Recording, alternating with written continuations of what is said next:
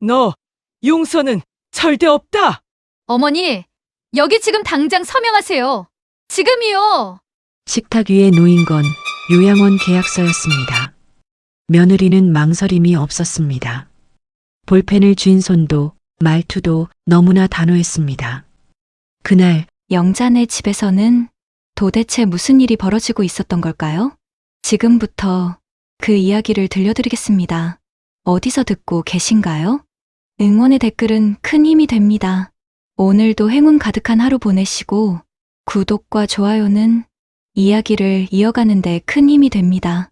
며느리가 치매라 했다. 그날따라 며느리의 목소리가 유난히 부드러웠습니다. 평일 저녁 영자는 거실 소파에 앉아 리모컨을 만지작거리고 있었습니다.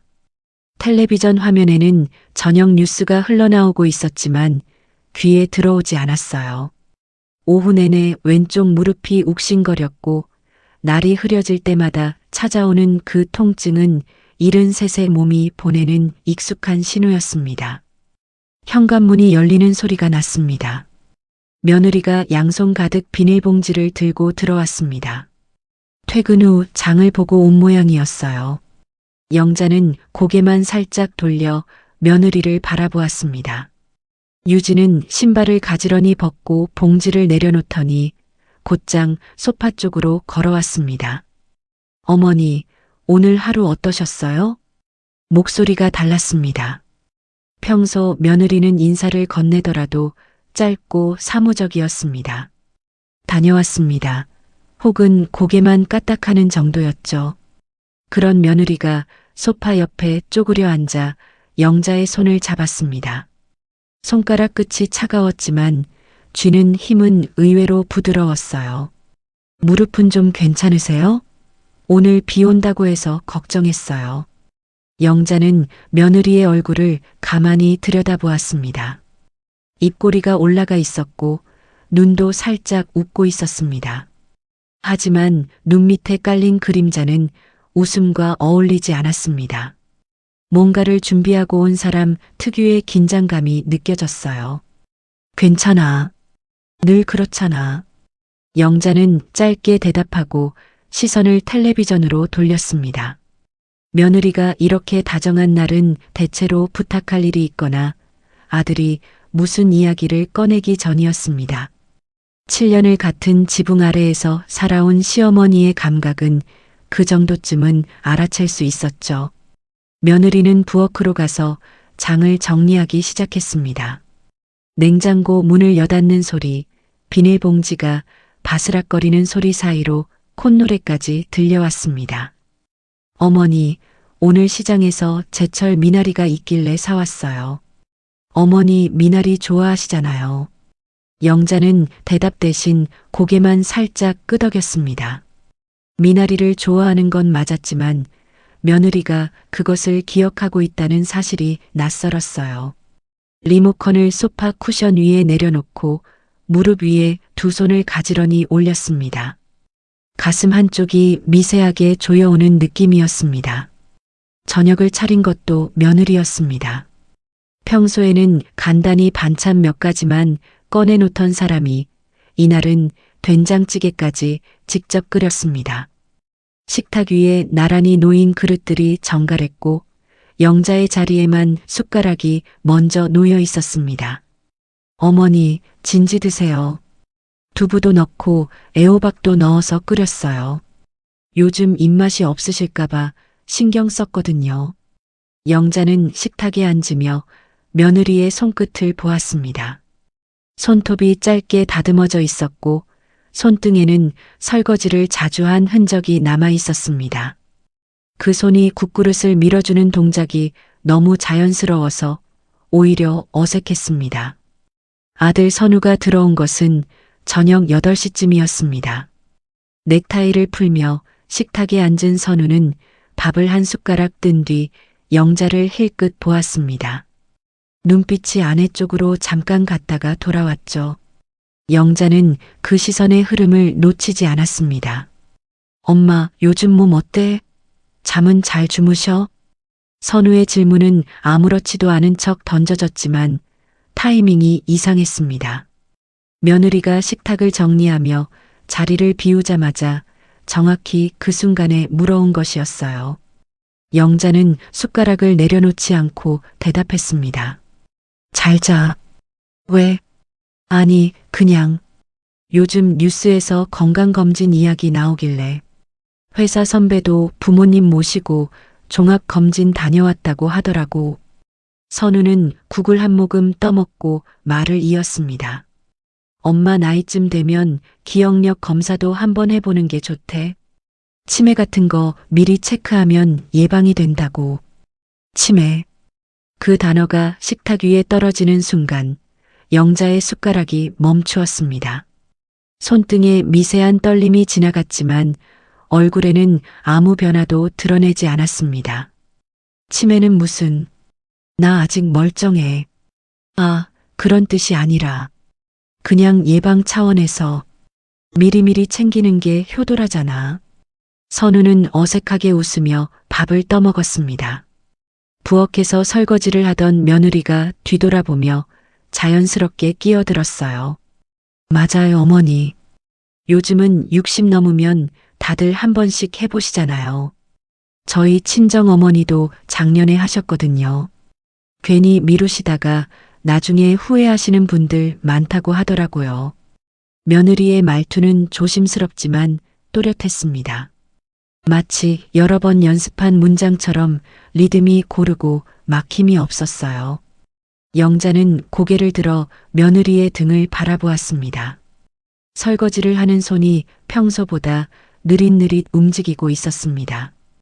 귀를 기울이고 있다는 뜻이었죠. 어머니, 지난번에 동사무소 서류 어디 뒀는지 한참 찾으셨잖아요. 기억나세요? 저도 옆에서 보면서 좀 걱정이 됐어요.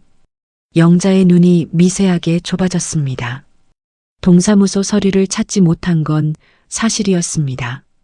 하지만 그것은 서랍 정리를 며느리가 했기 때문이었어요. 영자가 늘 넣어두던 위치가 아니라 다른 칸으로 옮겨져 있었던 것이죠. 그때도 이상하다고 생각했지만 대수롭지 않게 넘겼었습니다. 그건 내가 서랍 정리를 해서 그런 거 아니었어? 며느리가 물을 잠그고 돌아섰습니다. 얼굴에 걱정스러운 표정을 지었지만 눈동자는 차분했습니다. 제가 정리한 적 없는데요. 어머니가 깜빡하신 거 아닐까요? 조용한 목소리였지만 영자의 가슴을 정확히 찔러왔습니다. 깜빡. 그 단어가 가슴팍에서 작은 돌처럼 굴러다녔습니다.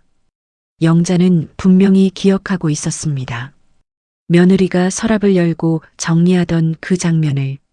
하지만 며느리가 저렇게 단정하게 아니라고 말하니 순간 자신의 기억이 흔들리는 것 같았어요. 선우가 숟가락을 내려놓으며 말했습니다. 엄마, 유진이가 걱정돼서 그러는 거야. 나이 드시면 누구나 있는 일이잖아. 병원 한번 같이 가보자. 응? 내가 시간 맞출게. 아들의 말투는 부드러웠습니다. 하지만 그 부드러움 속에 방향이 정해져 있었어요. 영자에게 선택지를 주는 것이 아니라 이미 결정된 방향으로 이끄는 목소리였습니다. 영자는 아들의 얼굴을 똑바로 올려다보았습니다. 선우는 시선을 피하지 않았지만 눈 아래 근육이 미세하게 떨리고 있었어요. 그것은 거짓말을 할 때 나오는 아들의 오래된 습관이었습니다. 영자는 밥그릇을 밀어내고 자리에서 일어났습니다. 무릎이 쑤셨지만 천천히 몸을 세웠어요. 등이 굽지 않도록 어깨를 곧게 폈습니다. 밥 잘 먹었다. 영자는 그 말만 남기고 자신의 방으로 들어갔습니다. 방문을 닫는 순간 식탁 쪽에서 며느리와 아들이 나직하게 속삭이는 소리가 들려왔습니다. 오늘은 여기까지만 해. 너무 몰아붙이면 안 돼. 며느리의 목소리였습니다. 그 뒤로 아들이 뭐라고 대꾸하는 소리가 웅얼거렸지만 정확히는 들리지 않았어요. 목소리의 결이 평소와 달랐습니다. 급하고 은밀하고 무언가를 확인하는 톤이었습니다. 영자는 방 안침대 끝에 걸터 앉았습니다. 무릎 위에 두 손을 올리고 가만히 앞을 응시했습니다. 창문 너머로 가로등 불빛이 희미하게 들어오고 있었어요. 방 안은 조용했지만 영자의 머릿속은 조용하지 않았습니다. 며느리의 부드러운 손길, 아들의 어색한 미소, 건강검진이라는 포장지 안에 들어있던 치매라는 단어, 그리고 자신이 분명히 기억하고 있는 서랍 속 서류의 위치를 아무 일도 없었다는 듯 부정하던 며느리의 차분한 눈동자. 하나하나 따로 놓으면 아무것도 아닌 것들이었습니다. 하지만 그것들이 같은 저녁, 같은 식탁 위에 나란히 놓이자 전혀 다른 그림이 되었습니다. 영자는 양손을 천천히 쥐었습니다. 손가락 마디가 뻣뻣했지만 힘을 주자 주먹이 단단하게 만들어졌습니다. 나를 시험하고 있구나. 그 생각이 가슴 아래에서 천천히 올라왔습니다. 확신은 아니었습니다. 아직은 그저 느낌이었어요. 하지만 73의 감각은 분명히 무언가가 시작되었다고 말하고 있었습니다. 며느리의 친절이 과하면 과할수록 그 뒤에 감춰진 것의 크기도 그만큼 클 것이었습니다. 영자는 이불을 끌어올리지 않고 한동안 침대 끝에 앉아 있었습니다. 잠이 올 리 없었어요. 거실에서 들려오던 속삭임은 어느새 멈추었고 집안은 고요해졌습니다. 하지만 그 고요함 속에서 영자는 오히려 또렷하게 깨어 있었습니다. 자신의 기억이 틀리지 않았다는 것을, 서랍 속 서류를 옮긴 건 자신이 아니라는 것을, 그리고 오늘 이 저녁이 우연이 아니라는 것을, 영자는 그것만은 놓치지 않으려 했습니다. 그 일은 아침부터 시작되었습니다. 영자는 늘 같은 시간에 일어났습니다. 6시 반이면 눈이 떠졌고 세수를 하고 부엌으로 가서 보리차를 끓이는 것이 하루의 시작이었어요. 수십 년 동안 바뀌지 않은 습관이었습니다.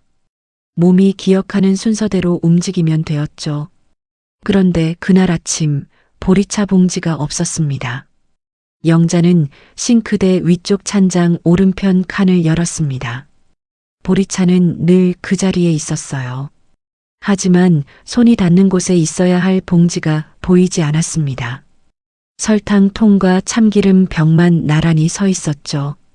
영자는 고개를 갸우뚱하며 옆 칸을 열어보았습니다. 거기에도 없었어요. 아래쪽 서랍, 냉장고 옆 수납함까지 열어보았지만 보리차 봉지는 어디에도 없었습니다. 한참을 찾다가 냉장고 안쪽 야채칸에서 그것을 발견했습니다. 비닐봉지에 쌓인 보리차가 시금치 옆에 가지런히 놓여 있었어요. 영자는 냉장고 앞에 서서 한동안 그 봉지를 내려다보았습니다. 자신이 넣었을 리 없었습니다. 보리차를 냉장고에 넣어본 적은 평생 단 한 번도 없었어요. 손가락 끝이 차가워지는 것을 느끼며 영자는 봉지를 꺼내 원래 자리에 돌려놓았습니다. 찬장 문을 닫는 손에 힘이 들어갔습니다. 문이 탁 소리를 내며 닫혔고 그 소리가 조용한 부엌 안에서 생각보다 크게 울렸어요. 그것이 첫 번째였습니다. 두 번째는 점심때 일어났어요. 영자는 거실 탁자 위에 늘 돋보기 안경을 올려두었습니다. 신문을 읽거나 고지서를 확인할 때 쓰는 안경이었죠. 점심을 먹고 나서 이번 달 전기세 고지서를 확인하려고 탁자 위를 더듬었지만 안경이 없었습니다. 소파 쿠션 아래, 텔레비전 옆, 전화기 받침대까지 뒤져보았지만 찾을 수 없었어요. 거실을 한 바퀴 돌고 부엌까지 가보았습니다. 안경은 어디에도 없었습니다. 10여 분을 헤맨 끝에 현관 신발장 위에서 안경을 발견했습니다. 외출할 때도 그 안경을 가지고 나간 적이 없는데 왜 신발장 위에 있는지 알 수 없었습니다. 안경은 신발장 가장자리에 반듯하게 놓여 있었어요. 누군가 의도적으로 올려놓지 않으면 나올 수 없는 위치였습니다. 영자는 안경을 집어들며 손이 미세하게 떨리는 것을 느꼈어요. 내가 정말 여기에 놓았을까? 그 질문이 머릿속을 스쳤습니다. 아니라고 대답하고 싶었지만 확신이 서지 않았어요. 어젯밤 며느리가 했던 말이 귓가에 맴돌았습니다. 어머니가 깜빡하신 거 아닐까요? 그 조용하고 단정한 목소리가 안경을 쥔 손끝까지 따라왔습니다. 저녁이 되자 며느리가 또 부엌에 섰습니다. 이틀 연속이었어요. 평소라면 있을 수 없는 일이었습니다. 며느리는 밥을 짓고 국을 끓이면서 영자에게 말을 걸었습니다. 어머니, 오늘 하루 뭐 하셨어요? 별거 없었어. 텔레비전 보고. 아, 그러셨구나. 점심은 잘 드셨어요? 냉장고에 반찬 넣어둔 거 드셨어요? 응, 먹었어. 다행이다. 아침에 보니까 보리차 봉지가 찬장 앞에 나와 있던데 어머니가 꺼내 쓰신 거예요? 영자의 손이 앞치마 위에서 멈추었습니다. 보리차 봉지를 원래 자리에 돌려놓은 것은 맞지만 찬장 앞에 꺼내둔 적은 없었어요. 며느리가 출근 전에 부엌을 확인했다는 뜻이었습니다. 아니, 어쩌면 그 전에 이미 무언가를 해놓았다는 뜻이었죠. 내가 꺼내 쓴 거지. 왜? 아니에요. 그냥 물어본 거예요. 며느리는 고개를 끄덕이며 웃었습니다. 하지만 그 웃음 뒤에 다음 질문이 이미 준비되어 있다는 것을 영자는 알 수 있었어요. 며느리의 시선이 거실 탁자 위를 스치듯 훑고 지나갔습니다. 어머니, 혹시 오늘 안경 찾느라 고생하신 거 아니에요? 영자의 숟가락이 멈추었습니다. 며느리가 어떻게 그것을 알고 있는 걸까요? 영자가 안경을 찾아 헤맨 것은 낮 시간이었고 그때 며느리는 회사에 있었을 텐데요. 왜 그렇게 생각하는데? 아까 들어올 때 보니까 안경이 신발장 위에 있더라고요. 어머니가 거기 놓으신 거 아닌가 해서요. 내가 왜 안경을 신발장에 놓겠어? 나갈 때도 그 안경은 안 쓰는 거야. 그러게요. 이상하죠? 혹시 다른 걸 하시다가 무심코 놓으신 건 아닐까요? 저도 가끔 그래요. 리모컨을 냉장고에 넣어놓고 찾은 적도 있거든요. 며느리의 말투는 걱정하는 사람의 것이었습니다. 하지만 영자의 귀에는 다르게 들렸어요. 확인하는 사람의 말투였습니다.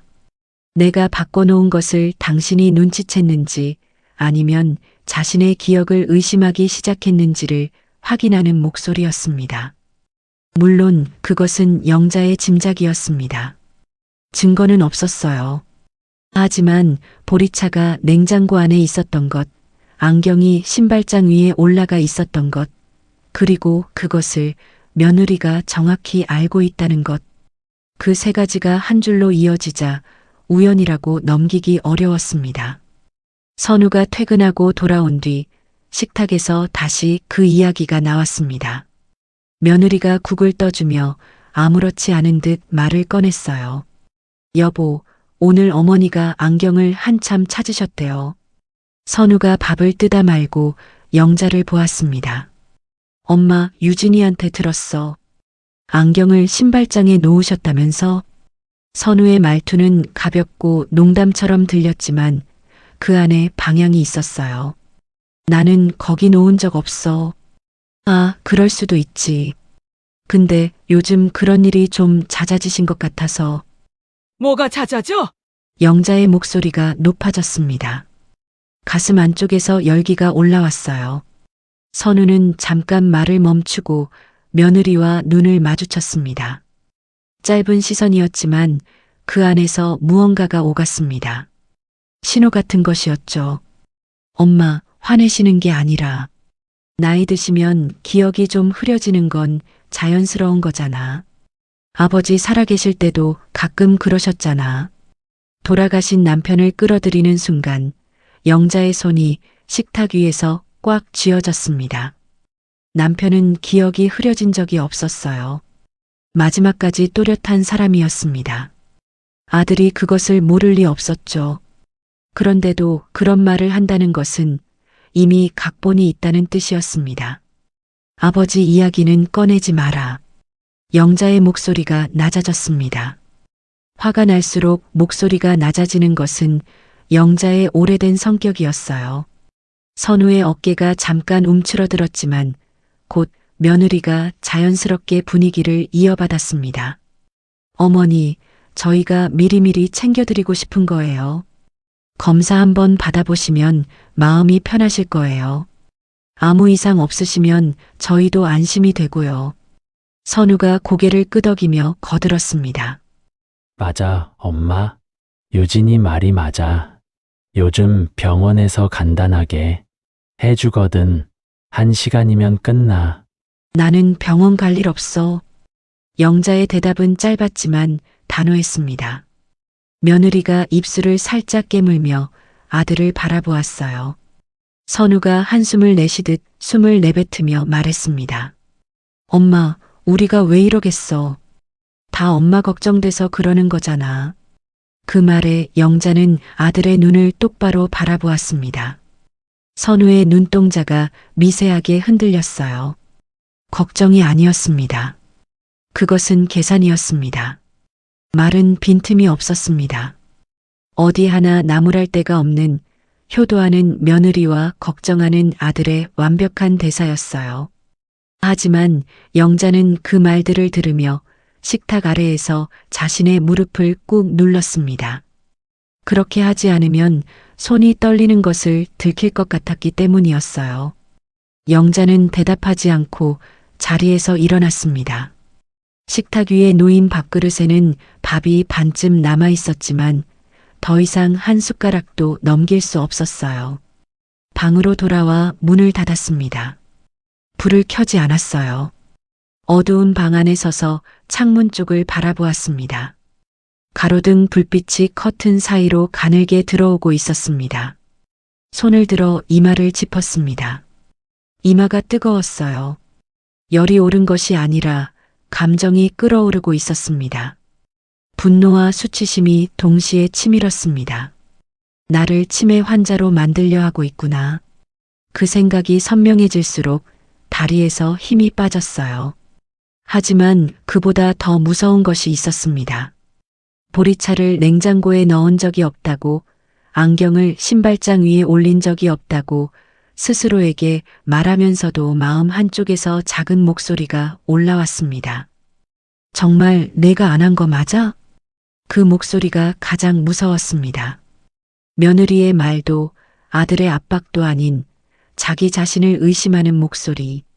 73의 기억이 정말 온전한 것인지, 혹시 자신도 모르는 사이에 무언가가 흐려지고 있는 것은 아닌지, 그 의문이 가슴 한가운데를 파고들었습니다. 영자는 침대 끝에 주저앉았습니다. 두 손으로 무릎을 감싸 쥐었지만 떨림이 멈추지 않았어요. 눈시울이 뜨거워졌습니다. 울고 싶은 것이 아니라 억울해서 눈물이 나오려는 것이었습니다. 나는 멀쩡하다. 분명히 멀쩡하다.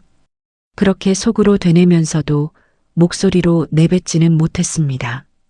말로 꺼내는 순간 그것이 정말 사실인지 스스로에게 증명해야 할 것 같았기 때문이었어요. 어둠 속에서 영자의 두 눈만이 또렷하게 빛나고 있었습니다. 하지만 그 빛 안에는 어젯밤까지 있던 단단함 대신 처음으로 흔들림이 섞여 있었습니다. 며칠이 지나도 물건은 계속 자리를 바꾸었습니다. 화장실 수건이 베란다 빨래 건조대에 걸려 있었고 늘 현관 옆 벽에 걸어두던 집 열쇠가 신발 안쪽에 들어가 있었습니다. 부엌 서랍에 넣어둔 가위가 거실 책꽂이 사이에 꽂혀 있던 날도 있었어요. 영자는 그때마다 아무 말 없이 물건을 원래 자리로 돌려놓았습니다. 며느리에게 따져봤자 같은 대답이 돌아올 것을 알고 있었어요. 제가 한 적 없는데요. 어머니가 깜빡하신 거 아닐까요? 그 차분하고 빈틈없는 목소리를 또 듣고 싶지 않았습니다. 하지만 영자의 마음속에서는 두 가지 감정이 쉬지 않고 부딪히고 있었습니다. 하나는 분명히 누군가가 자신을 흔들려 하고 있다는 의심이었고, 다른 하나는 혹시 정말 내가 그런 건 아닐까 하는 두려움이었어요. 의심과 두려움 사이에서 영자는 점점 말이 줄어들었습니다. 식사 시간에도 먼저 말을 꺼내지 않았고 거실에서 텔레비전을 보는 시간도 짧아졌어요. 방 안에 혼자 앉아 있는 시간이 길어졌습니다. 그리고 그 주 토요일 며느리가 무언가를 들고 왔습니다. 영자가 거실에서 보리차를 마시고 있을 때였어요. 며느리가 외출해서 돌아와 식탁 위에 서류 봉투를 올려놓았습니다. 두툼한 봉투였습니다. 겉면에 초록색 글씨가 인쇄되어 있었고 안에는 접힌 종이들이 여러 장 들어 있었어요.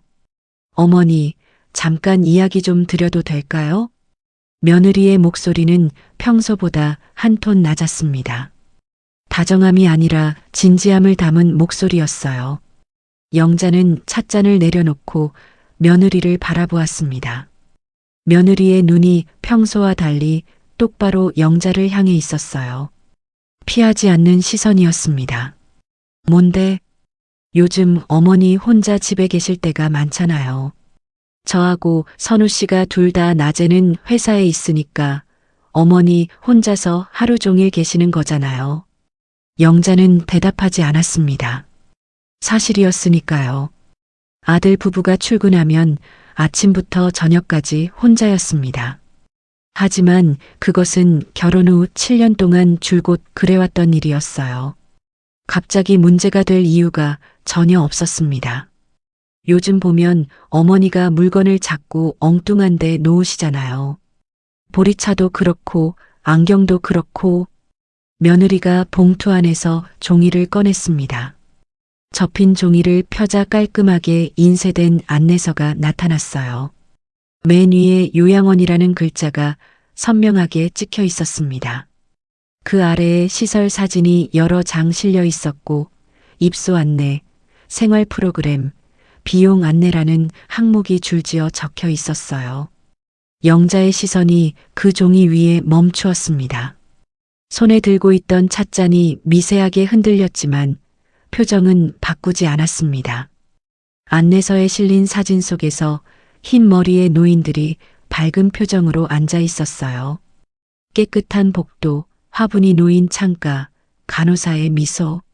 모든 것이 좋아 보이도록 정돈되어 있었습니다. 하지만 영자의 눈에는 그것이 좋아 보이지 않았어요. 집이 아닌 곳에서 웃고 있는 노인들의 얼굴이 차라리 슬프게 느껴졌습니다. 이게 뭐야?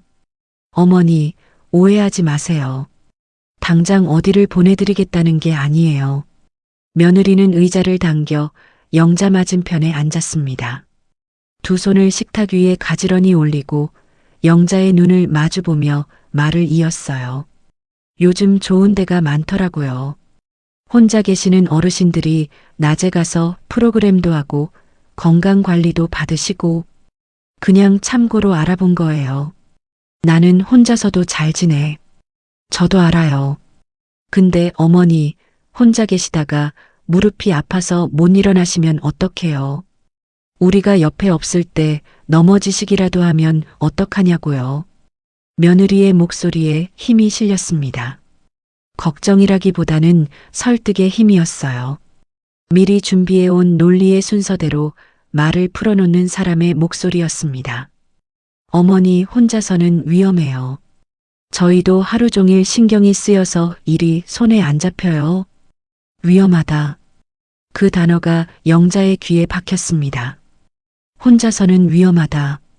7년 동안 아무 탈 없이 혼자 지내온 사람에게 보리차 봉지 하나와 안경 하나를 근거로 위험하다고 말하고 있었습니다. 영자의 턱 근육이 단단하게 조여졌어요. 그때 현관문이 열리며 선우가 들어왔습니다. 운동복 차림이었어요.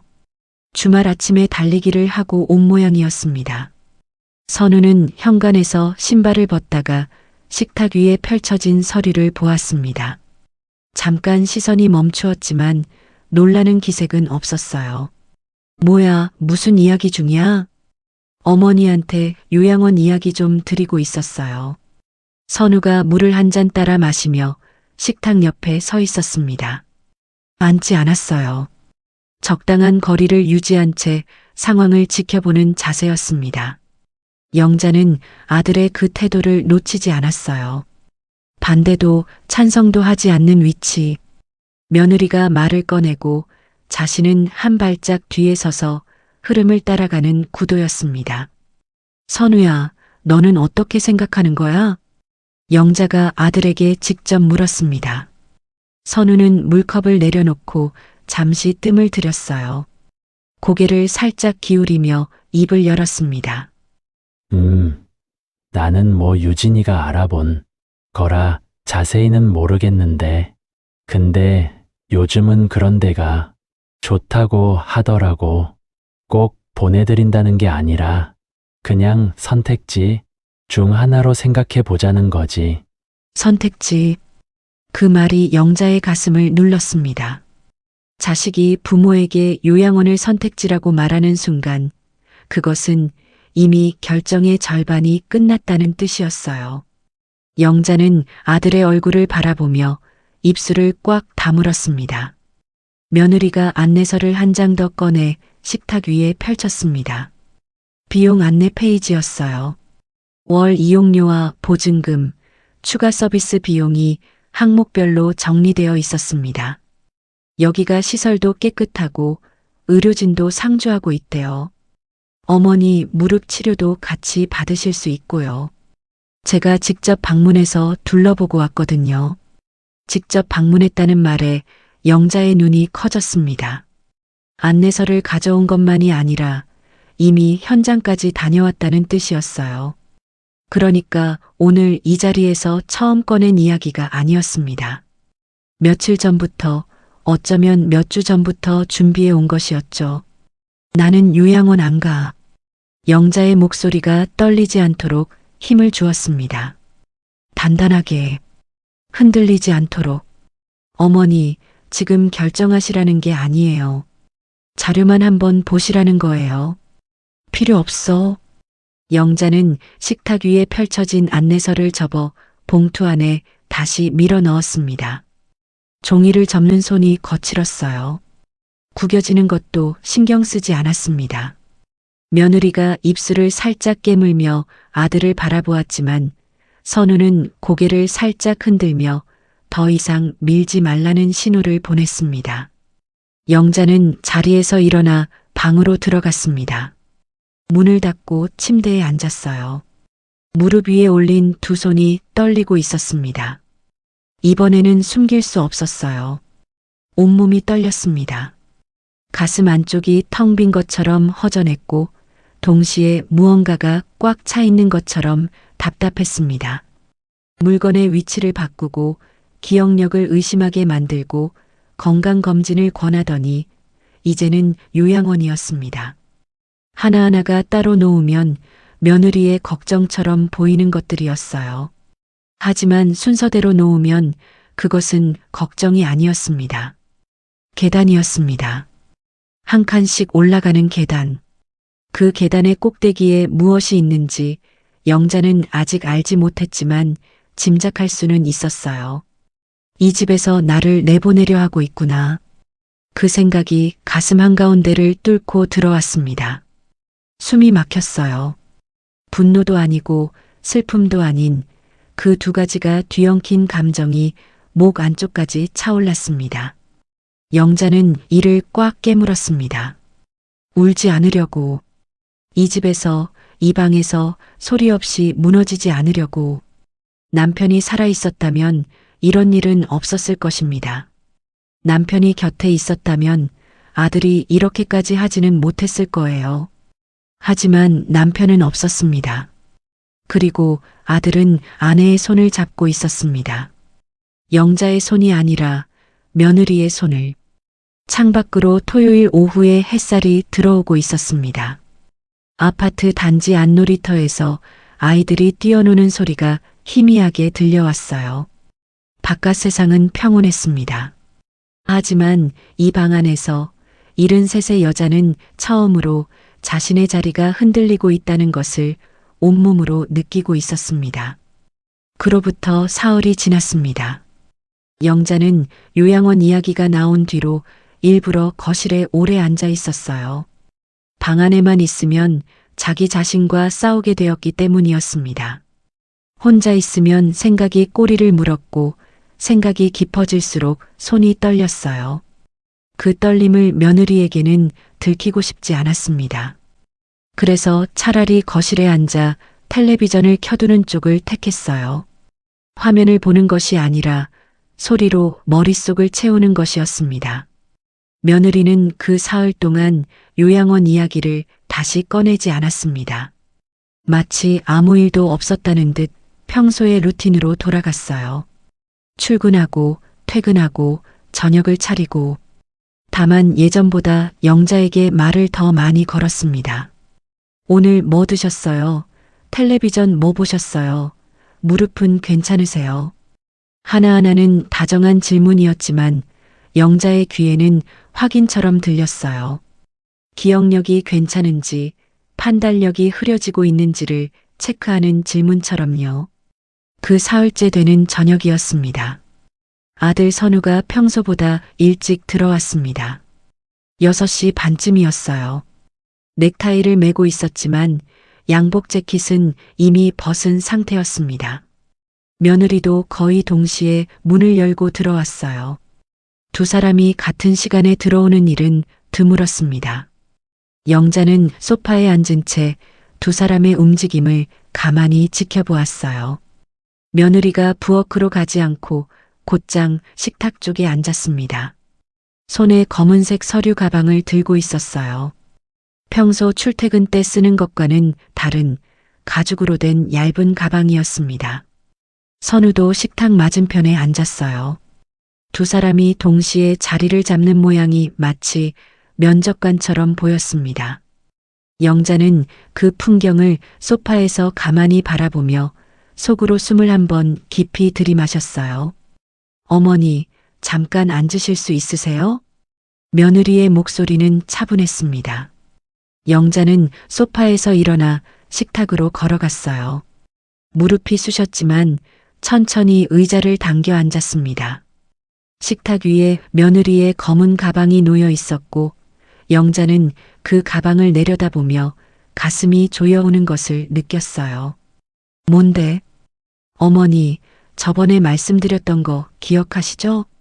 혹시 모를 상황에 대비해서 미리 준비해 두는 게 좋겠다고요. 며느리가 가방 지퍼를 열고 서류 두 묶음을 꺼냈습니다. 하나는 10장쯤 되는 두꺼운 묶음이었고 다른 하나는 3-4장짜리 얇은 서류였어요. 며느리가 두꺼운 묶음을 먼저 영자 앞으로 밀었습니다. 이건 요양원 입소 계약서예요. 아직 서명하시라는 건 아니고요. 내용을 한번 보시라고 가져온 거예요. 영자는 서류를 내려다보았습니다. 맨 위에 입소 계약서라는 제목이 찍혀 있었고 그 아래로 빼곡한 글씨가 줄줄이 이어져 있었어요. 입소자 성명, 생년월일, 보호자 성명. 그 칸들이 아직 비어 있었지만 서류가 이미 인쇄되어 있다는 것 자체가 영자의 가슴을 눌렀습니다. 그리고 이건요. 며느리가 얇은 서류를 그 옆에 나란히 놓았습니다. 영자는 고개를 숙여 그 서류의 제목을 읽었어요. 재산관리 위임 동의서. 글자 하나하나가 눈에 선명하게 들어왔습니다. 이건 뭐야? 어머니가 혹시 거동이 불편해지시거나 직접 관리가 어려우실 때를 대비해서 저희가 대신 관리할 수 있게 해주는 서류예요. 통장이나 부동산 같은 거요. 내가 왜 관리를 못해? 지금 못하신다는 게 아니에요. 나중을 위해서 미리 준비해 두는 거예요. 어머니한테 무슨 일이 생기시면 저희가 은행이나 관공서에서 대신 처리할 수가 없거든요. 이런 서류가 없으면요. 며느리의 설명은 물 흐르듯 매끄러웠습니다. 막힘이 없었어요. 마치 여러 번 읽고 외운 사람처럼 단어 하나 틀리지 않았습니다. 영자는 서류 위에 시선을 고정한 채 며느리의 말을 들었어요. 통장, 부동산, 대신 관리. 그 단어들이 하나씩 귀에 박힐 때마다 영자의 등 뒤로 차가운 것이 흘러내렸습니다. 요양원 입소 계약서 옆에 재산관리 위임 동의서를 나란히 놓은 것. 그것이 우연일 리 없었어요. 선우가 물을 한 모금 마시고 입을 열었습니다. 엄마, 복잡하게 생각하지 마. 혹시 모르니까 미리 준비해 두는 거야. 요즘 다들 이렇게 해. 다들 이렇게 한다고? 영자의 목소리가 낮아졌습니다. 응. 부모님 재산 관리를 자식이 맡는 거 요즘은 흔한 일이잖아. 은행에서도 권하더라고. 은행에서 권한다고? 응. 어르신들 통장 관리를 자녀 명의로 위임하는 경우가 많대. 보이스피싱 같은 것도 있고. 아들이 보이스피싱까지 끌어들이는 것을 보며 영자는 입술을 꽉 다물었습니다. 한마디 한마디가 미리 짜놓은 순서대로 나오고 있었어요. 영자는 아들의 얼굴을 바라보았습니다. 선우는 평소처럼 부드러운 표정을 짓고 있었지만 눈동자가 며느리 쪽을 한번 스치고 돌아왔어요. 짧은 확인이었습니다. 자기가 할 말을 제대로 하고 있는지 점검하는 시선이었죠. 영자는 서류를 한 장 넘겼습니다. 두 번째 페이지에 위임 범위라는 항목이 있었어요. 그 아래로 예금 계좌 관리, 부동산 관련 업무 대리, 보험 및 연금 수령 대리라는 문구가 줄지어 적혀 있었습니다. 영자의 눈이 그 문구들 위에서 멈추었어요. 예금 계좌, 부동산, 보험, 연금. 이것은 요양원 이야기가 아니었습니다. 요양원은 포장이었어요.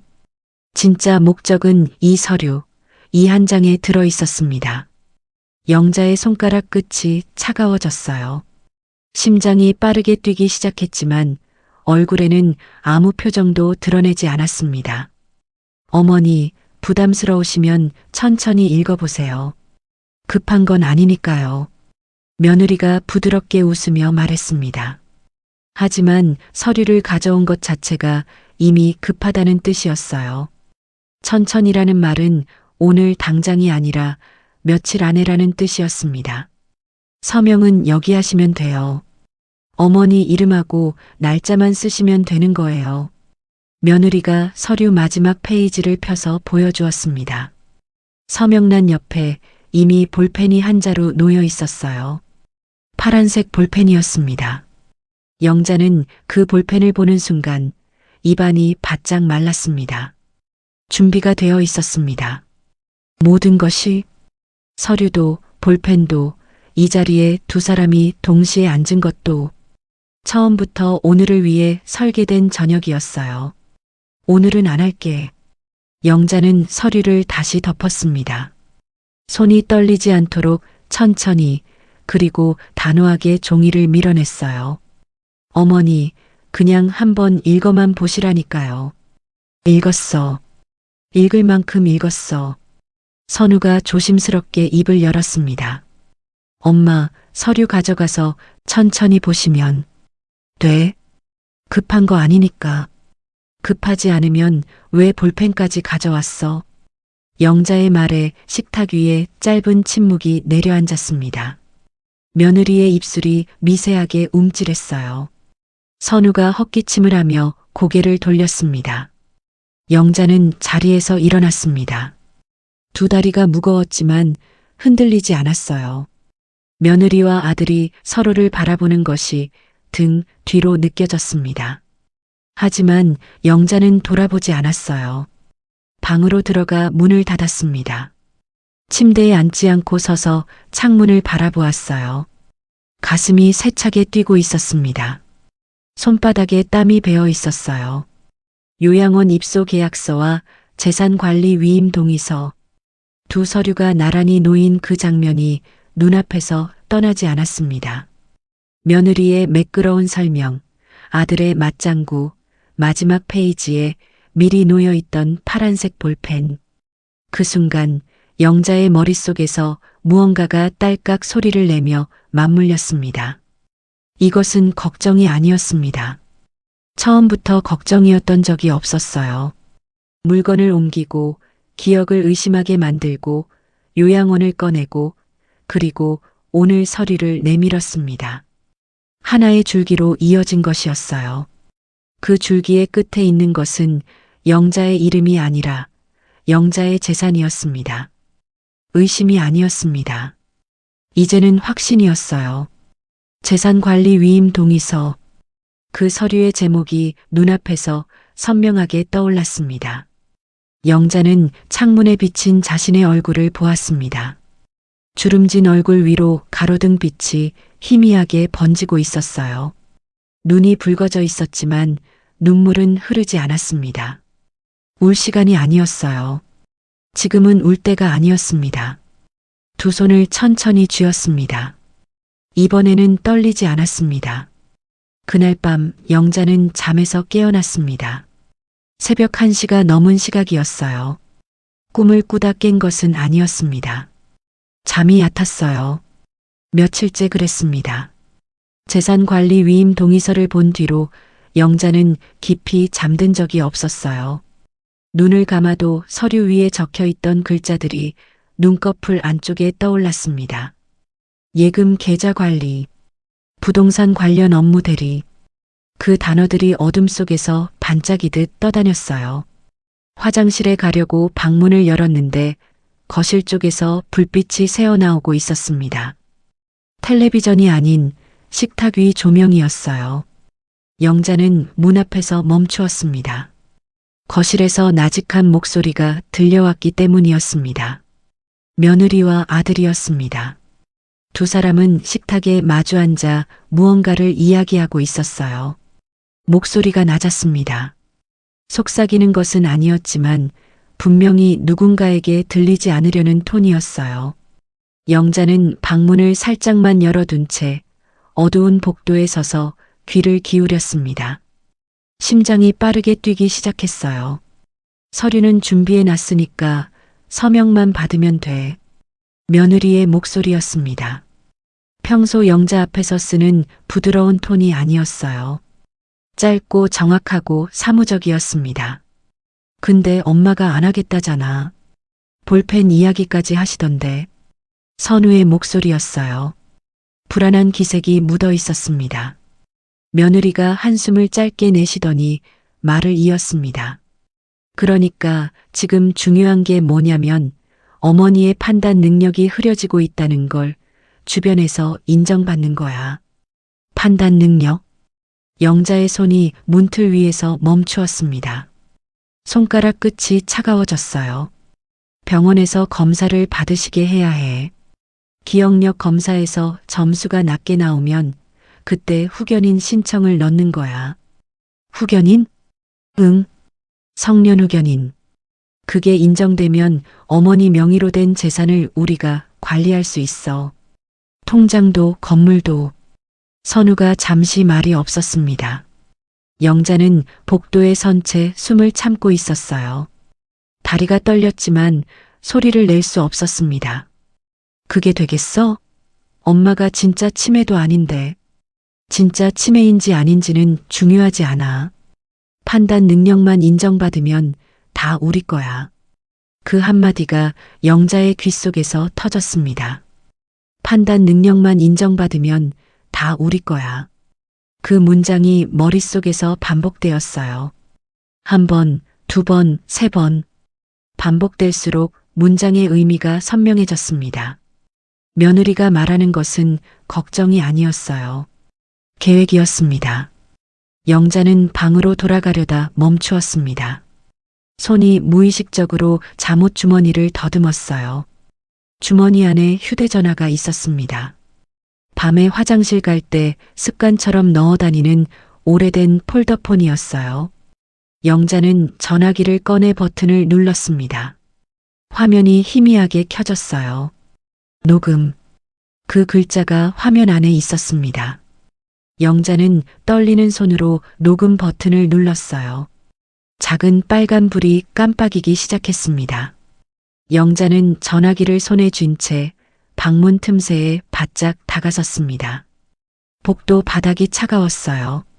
맨발로 서 있었습니다. 등을 벽에 기대고 전화기를 문틈 가까이 들었어요. 숨소리도 내지 않았습니다. 거실에서 이야기는 계속되고 있었어요. 상가 월세만 해도 매달 얼마가 들어오는데 원룸 건물까지 합치면 어머니 명의로 된 재산이 장난이 아니야. 알아. 나도 안다고. 근데 지금 상태로는 우리가 손댈 수 있는 게 하나도 없어. 어머니 명의잖아. 전부 다. 선우의 대답은 짧았지만 그 안에 거부감은 없었습니다. 동의였어요. 며느리가 설계하고 있는 것에 대해 아들은 반대하지 않았습니다. 반대하지 않는다는 것은 함께하고 있다는 뜻이었죠.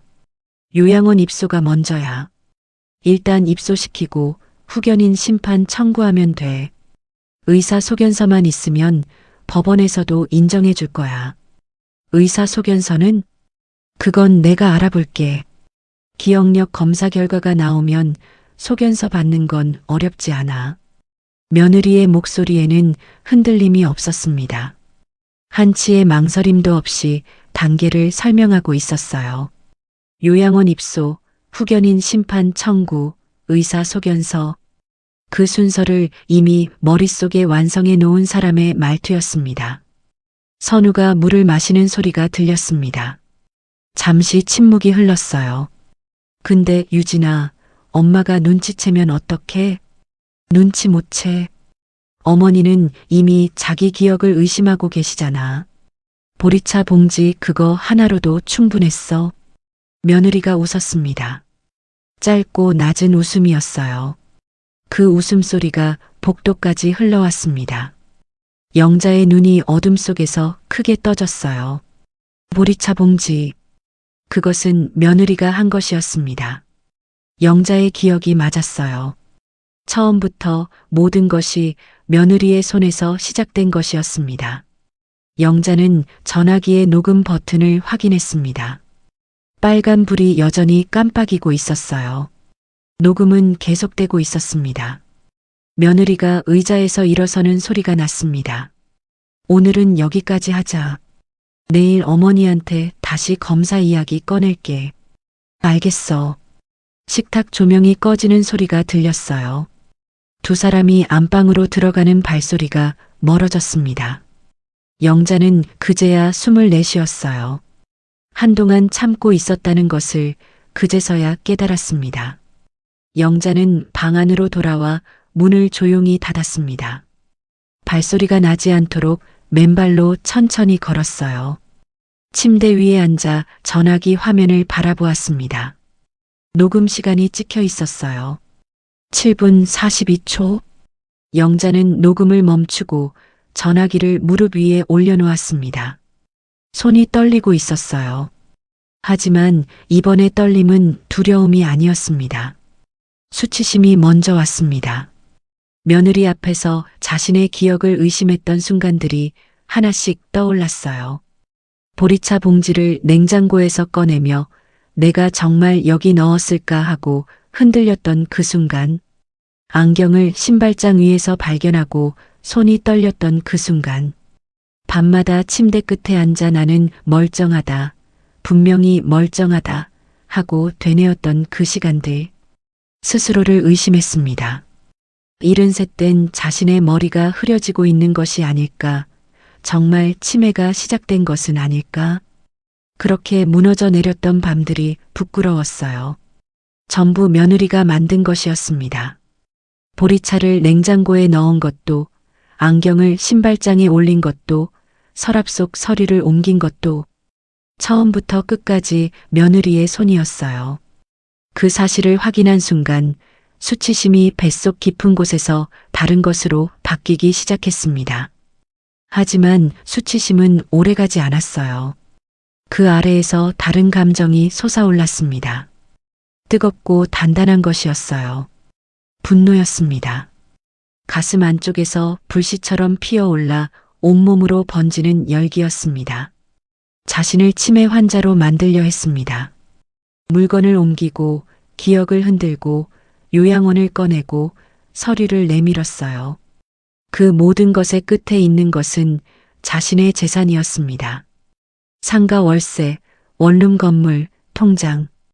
남편이 평생을 걸어 일구고 영자가 홀로 지켜온 것들이었어요. 남편이 돌아가신 뒤 혼자서 세입자를 관리하고 세금을 내고 수리비를 챙겨온 것이 영자였습니다. 단 한 번도 아들에게 맡긴 적이 없었어요. 그리고 그 아들이 며느리와 함께 그것을 가져가려 하고 있었습니다.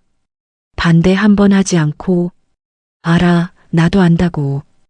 그 짧은 대답이 영자의 가슴에 가장 깊이 박혔어요. 며느리의 계획보다 아들의 동조가 더 아팠습니다. 자신이 낳고 먹이고 입히고 가르친 아들이었습니다. 영자는 전화기를 꽉 쥐었습니다. 오래된 폴더폰의 플라스틱 테두리가 손바닥에 눌렸어요. 이 작은 기계 안에 진실이 담겨 있었습니다.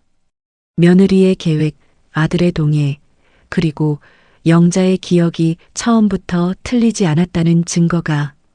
영자는 전화기를 잠옷주머니 깊숙이 넣었습니다. 이것만은 어디에도 빼앗기지 않을 것이었어요. 눈물은 나오지 않았습니다. 대신 이를 꽉 깨물었어요. 턱 근육이 단단하게 조여졌습니다. 창밖에서 새벽바람이 유리창을 두드렸어요. 차가운 소리였지만 영자의 안에서는 뜨거운 것이 타오르고 있었습니다. 이제는 알았습니다. 무엇이 일어나고 있는지, 누가 무엇을 원하는지, 그리고 자신이 무엇을 해야 하는지도 더 이상 의심하지 않을 것이었습니다. 자신의 기억도, 자신의 판단도. 다음 날 아침 아들 부부가 출근하는 소리가 들렸습니다. 현관문이 닫히고 복도에서 발자국 소리가 멀어진 뒤에도 영자는 5분을 더 기다렸어요. 혹시 잊은 물건이 있다며 돌아올 수도 있었으니까요. 엘리베이터가 내려가는 소리까지 확인하고 나서야 영자는 방 안 옷장을 열었습니다. 옷장 맨 아래 칸에는 남편의 물건이 들어 있었어요. 돌아가신 지 5년이 넘었지만 영자는 그것들을 한 번도 치우지 못했습니다. 넥타이 2개, 손목시계, 그리고 갈색 서류 봉투 3개. 남편이 생전에 직접 정리해서 넣어둔 것이었어요. 봉투를 꺼내며 남편의 목소리가 떠올랐습니다. 이 봉투는 내가 없어도 절대 버리면 안 돼. 알겠지? 알았어, 알았어. 맨날 서류 타령이야. 타령이 아니라 보험이야. 사람은 변해도 서류는 안 변하니까. 당신은 나보다 서류를 더 믿는 거야? 당신을 못 믿는 게 아니라 당신 주변 사람을 못 믿는 거지. 그때 영자는 무슨 뜻인지 묻지 않고 넘겼습니다. 남편은 원래 그런 사람이었어요. 고지서 한 장도 날짜별로 정리하고 계약서는 사본까지 2부씩 만들어두던 사람이었습니다. 하지만 지금 당신 주변 사람을 못 믿는다던 그 말이 완전히 다른 의미로 들려왔어요. 남편은 아들을 사랑했지만 아들 곁에 올 사람까지 믿지는 않았던 것이었습니다. 영자는 봉투 3개를 침대 위에 나란히 올려놓았어요. 갈색 봉투의 표면이 세월의 발에 있었지만 입구를 묶은 끈은 남편이 묶어놓은 그대로였습니다. 영자는 첫 번째 봉투부터 천천히 열었어요. 부동산 등기부등본이 들어 있었습니다. 상가 건물 한 채, 원룸 건물 한 채, 둘 다 영자 명의였어요. 이것은 이미 알고 있던 사실이었습니다. 두 번째 봉투를 열자 통장 사본과 거래 내역서가 나왔어요. 매달 일정한 금액이 들어오고 관리비와 세금이 빠져나가는 구조였습니다. 며느리가 새벽에 눈을 빛내며 말했던 것이 바로 이 통장이었을 거예요. 상가 월세만 해도 매달 얼마가 들어오는데. 그 목소리가 귓가에 다시 울렸습니다. 세 번째 봉투를 여는 순간 영자의 손이 멈추었어요. 안에는 공증 서류가 들어 있었습니다. 법무사 사무소 도장이 찍힌 두꺼운 문서였어요. 돋보기 안경을 쓰고 첫 페이지부터 천천히 읽어 내려갔습니다. 글자가 작고 법률 용어가 많았지만 한 줄 한 줄 짚으며 읽으니 윤곽이 잡혔어요. 신탁 설정 계약서, 영자는 숨을 들이마셨습니다. 상가 건물과 원룸 건물이 신탁회사에 맡겨져 있었어요. 영자가 소유자이지만 건물을 팔거나 담보로 잡는 것은 신탁회사의 동의 없이는 불가능한 구조였습니다. 누군가가 영자의 서명만 받아서 재산을 처분하려 해도 이 신탁이 막고 있는 것이었어요. 설령 후견인이 지정되더라도 신탁 구조 자체를 변경하려면 별도의 법적 절차가 필요했습니다. 영자는 페이지를 한 장 한 장 넘기며 읽었어요. 손가락으로 줄을 짚어가며 모르는 단어가 나오면 앞뒤 문맥을 다시 읽었습니다. 시간이 걸렸지만 서두르지 않았어요. 남편이 남겨놓은 것을 정확하게 이해해야 했습니다. 문서 아래쪽에 수탁자 연락처와 함께 이름이 적혀 있었습니다. 박상철, 남편의 오랜 친구이자 법무사였어요. 남편 장례식 때 맨 마지막까지 남아있던 사람이었습니다. 돌아가며 영자의 손을 잡고 무슨 일이 있으면 언제든 연락하라고 했었어요. 영자는 문서를 내려놓고 두 번째 봉투의 통장 사본을 다시 꺼냈습니다. 이번에는 통장 이름을 자세히 확인했어요. 관리비 수납 전용. 이게 관리비 통장이었어? 혼잣말이 나왔습니다. 이 통장은 월세 수익이 쌓이는 통장이 아니었어요. 건물 관리비를 수납하고 지출하는 용도의 통장이었습니다. 진짜 월세 수익은 신탁회사를 통해 별도로 관리되고 있었던 것이었어요. 겉에서 보면 이 통장이 전부인 것처럼 보이도록 남편이 일부러 설계한 구조였습니다. 며느리가 눈독을 들이던 통장은 핵심이 아니라 껍데기였어요. 영자는 침대 위에 서류를 펼쳐놓고 한참을 들여다보았습니다. 등기부등본, 관리비 통장, 신탁계약서, 세 가지를 나란히 놓으니 남편이 만들어 놓은 구조의 전체 그림이 보였어요. 겉으로 보이는 것과 실제 구조가 완전히 달랐습니다. 남편이 또 자주 하던 말이 떠올랐어요. 사람보다 서류가 정확해. 서류는 감정이 없으니까. 당신은 서류한테만 다정하지. 서류가 당신 지켜줄 날이 올 거야. 그때 내 말이 맞았다고 할 거야. 그때는 핀잔처럼 들었던 말이 지금은 유언처럼 들렸습니다. 코끝이 시큰해졌어요. 남편은 대비를 하고 있었던 것이었습니다.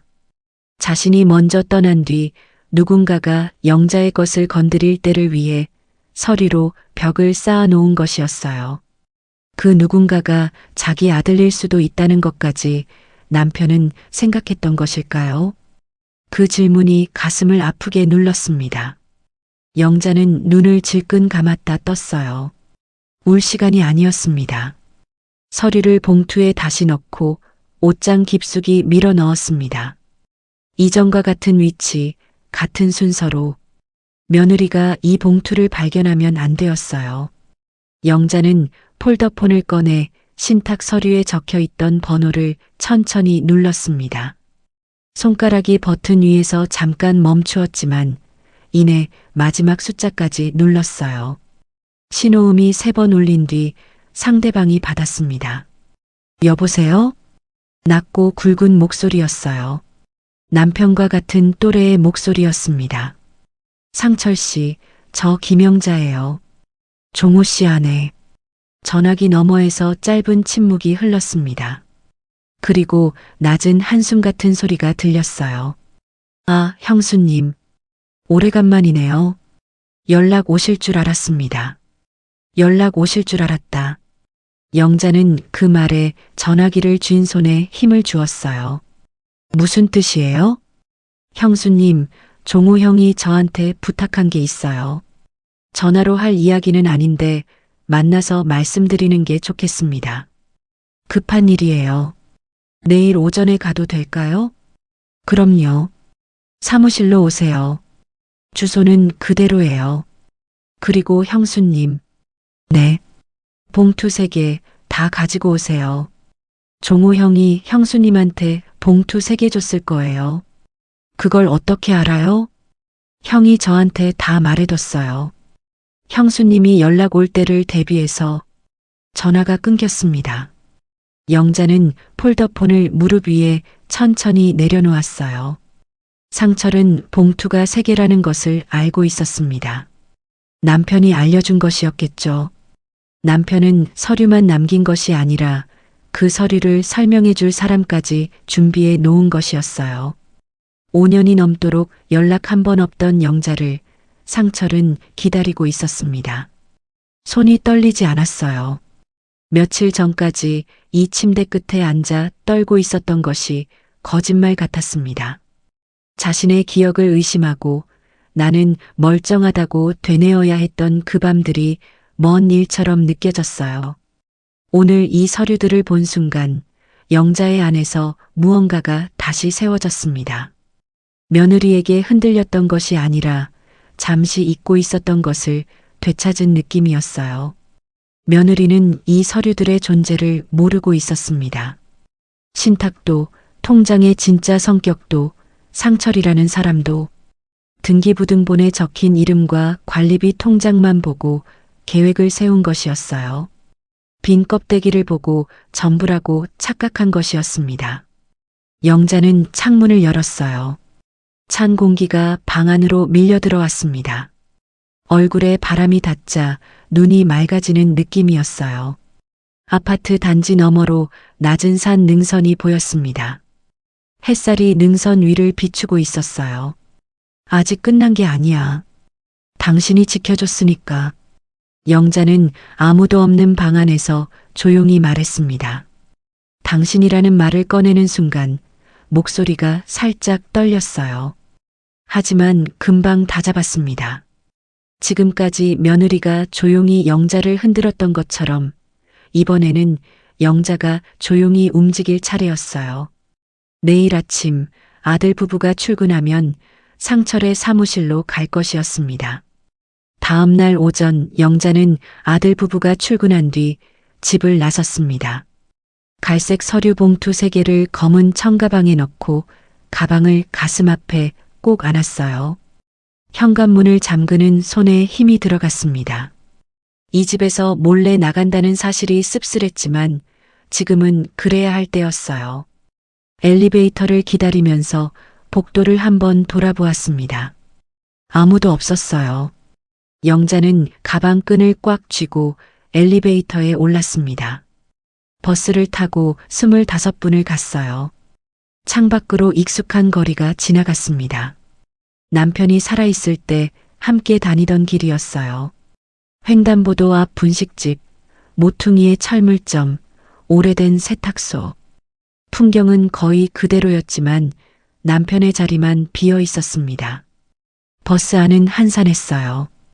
영자는 가방을 무릎 위에 올려놓고 두 손으로 감싸 쥐었습니다. 안에 든 서류가 무거웠어요. 종이의 무게가 아니라 그것이 품고 있는 남편의 마음이 무거웠습니다. 상철의 사무실은 2층짜리 낡은 건물 3층에 있었어요. 계단을 오르는데 무릎이 쑤셨습니다. 한 층 한 층 올라갈 때마다 숨이 찼어요. 난간을 잡고 잠깐 멈추었다가 다시 올랐습니다. 3층 복도 끝에 법무사 사무소라고 적힌 유리문이 보였어요. 남편 장례식 이후 한 번도 오지 않았던 곳이었습니다. 문 앞에서 영자는 잠깐 숨을 골랐어요.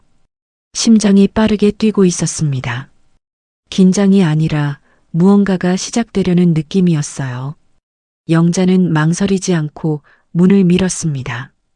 상철이 자리에서 일어났어요. 머리가 많이 새어 있었지만 체격은 여전했습니다. 남편과 동갑이니 올해 74이었어요. 영자를 보자마자 표정이 변했습니다. 놀라움도 반가움도 아닌 무언가를 오래 기다리던 사람의 얼굴이었어요. 형수님, 어서 오세요. 오래간만이에요, 상철 씨. 상철이 보리차를 2잔 가져와 탁자 위에 놓았습니다. 영자는 가방에서 봉투 3개를 꺼내 탁자 위에 올려놓았어요. 상철은 봉투를 보더니 짧게 고개를 끄덕였습니다. 놀라지 않았어요. 영자는 이야기를 시작했습니다. 어디서부터 말해야 할지 순서가 잡히지 않았지만 입을 열자 흘러나왔어요. 물건 위치가 바뀌었던 일, 치매 검사를 권했던 일, 요양원 안내서, 재산관리 위임 동의서, 그리고 새벽에 녹음한 대화까지. 이야기를 하면서 자신의 상황이 처음으로 객관적으로 들렸습니다. 다른 사람에게 말하니까 그것이 얼마나 치밀하게 설계된 것이었는지가 더 선명하게 보였어요. 상철은 한마디도 끊지 않고 들었습니다. 듣는 내내 두 손을 깍지 낀 채 고개를 숙이고 있었어요. 이야기가 끝나자 상철은 보리차를 한 모금 마시고 잔을 내려놓았습니다. 잠시 침묵이 흘렀어요. 형수님, 종우 형이 이럴 줄 알았습니다. 형이 신탁 설정할 때 저한테 그랬어요. 내가 먼저 가면 영자 혼자 남는다. 아들은 착한 애인데 옆에 누가 붙느냐에 따라 달라질 수 있다고. 영자의 눈시울이 뜨거워졌어요. 남편은 아들을 사랑했지만 사랑한다고 해서 모든 것을 믿을 수 있는 것은 아니라는 것도 알고 있었던 것이었습니다. 아들 곁에 올 사람까지는 남편도 고를 수 없었으니까요. 그때 제가 물었어요. 형, 설마 선우가 그런 짓을 하겠어? 그랬더니 형이 이러더라고요. 선우가 하는 게 아니라 선우가 못 막는 거다. 그게 더 무섭다고. 상철의 목소리가 낮아졌어요. 영자는 보리차 잔을 두 손으로 감싸 쥐었습니다. 잔에서 올라오는 온기가 차가운 손가락 사이로 번져나갔어요. 상철이 봉투에서 신탁 계약서를 꺼내 탁자 위에 펼쳤습니다. 손가락으로 조항을 하나씩 짚어가며 천천히 설명을 시작했어요. 상가 건물과 원룸 건물이 신탁회사에 맡겨져 있다는 것, 매매나 담보 설정은 영자 혼자의 서명만으로는 불가능하다는 것, 반드시 신탁회사의 동의 절차를 거쳐야 한다는 것. 영자는 한 문장 한 문장에 고개를 끄덕이며 들었어요. 어제 혼자 읽을 때는 흐릿했던 글자들이 상철의 설명을 통해 비로소 또렷한 그림이 되었습니다. 남편이 얼마나 꼼꼼하게 구조를 짜놓았는지 듣고 있자니 가슴이 먹먹했어요. 가장 중요한 것은 그 다음이었어요. 후견인이 지정돼도 신탁 재산은 후견인 권한 밖입니다. 며느리분이 후견인을 신청해도 이 구조는 못 건드려요. 종우 형이 그걸 알고 이렇게 만들어 놓은 겁니다. 정말이에요? 네. 신탁은 형수님 재산이지만 별도의 법적 울타리 안에 있는 겁니다. 후견인이 생겨도 그 울타리 안까지는 손을 뻗을 수 없어요. 그 말을 듣는 순간 영자의 어깨에서 무거운 것이 내려왔습니다. 등을 소파에 기대며 긴 숨을 내쉬었어요. 며칠 동안 가슴을 짓누르고 있던 공포가 조금씩 풀려나가는 느낌이었습니다. 눈앞이 흐려졌어요. 울지 않으려고 천장을 올려다보았습니다. 형광등 불빛이 눈에 들어왔지만 신경 쓰이지 않았어요.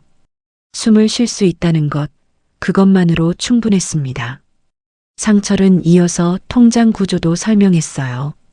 며느리가 노리고 있던 통장은 관리비 수납 전용 통장이며 진짜 월세 수익은 신탁회사를 통해 별도 계좌로 들어간다는 것이었습니다. 그리고 상철이 사무실 안쪽 캐비닛에서 서류 파일을 꺼내왔어요. 안에는 통장 한 권과 인감증명서, 그리고 봉투 하나가 들어 있었습니다. 이게 형수님 개인 계좌 통장이에요. 5년 동안 월세 수익이 쌓여 있습니다.